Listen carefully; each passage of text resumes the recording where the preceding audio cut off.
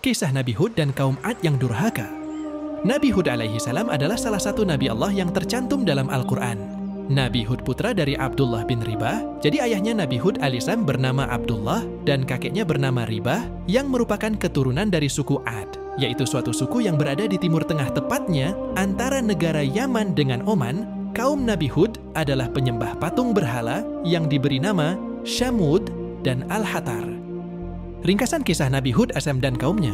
Nabi Hud AS diberi tugas untuk membawa kaumnya, yaitu suku Ad, ke jalan yang benar, beriman kepada Allah yang menciptakan mereka, serta menghidupkan dan mematikan mereka, memberi rezeki atau mencabutnya dari mereka.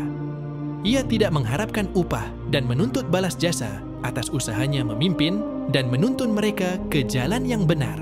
Dan bagi kaum Ad, seruan dan dakwah Nabi Hud itu merupakan sesuatu yang tidak pernah mereka dengar ataupun duga.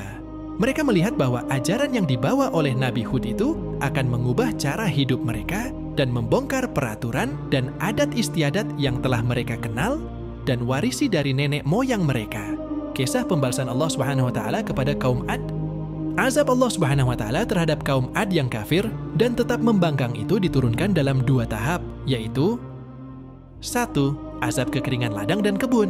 Dalam keadaan kaumnya yang demikian melenceng dari ajaran Allah, Nabi Hud masih berusaha meyakinkan mereka bahwa kekeringan itu adalah suatu permulaan siksaan dari Allah yang dijanjikan dan bahwa Allah masih memberi kesempatan kepada mereka untuk sadar akan kesesatan dan kekafiran mereka dan kembali beriman kepada Allah dengan meninggalkan persembahan mereka yang batil untuk kemudian bertaubat dan memohon ampun kepada Allah agar segera hujan turun kembali dan menghindari mereka dari bahaya kelaparan yang mengancam.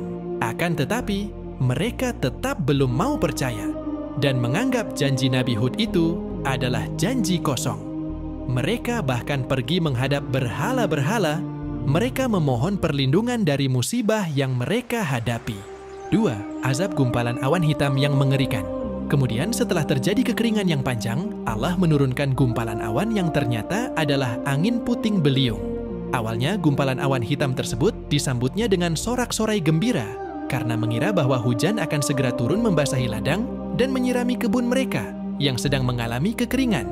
Melihat sikap kaum Ad yang sedang bersukaria itu, berkatalah Nabi Hud dengan nada mengejek, "Mega hitam itu bukanlah mega hitam dan awan rahmat bagi kamu, tetapi mega yang akan membawa kehancuran kamu sebagai pembalasan Allah yang telah kujanjikan, dan kamu ternanti-nanti untuk membuktikan kebenaran kata-kataku yang selalu kamu sangkal dan kamu dusta."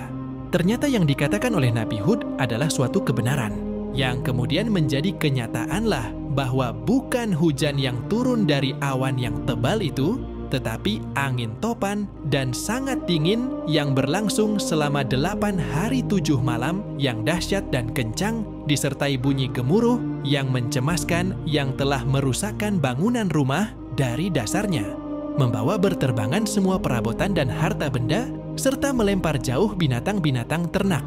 Mereka mati bergelimpangan dan diibaratkan sebagai tunggul pohon kurma yang telah lapuk.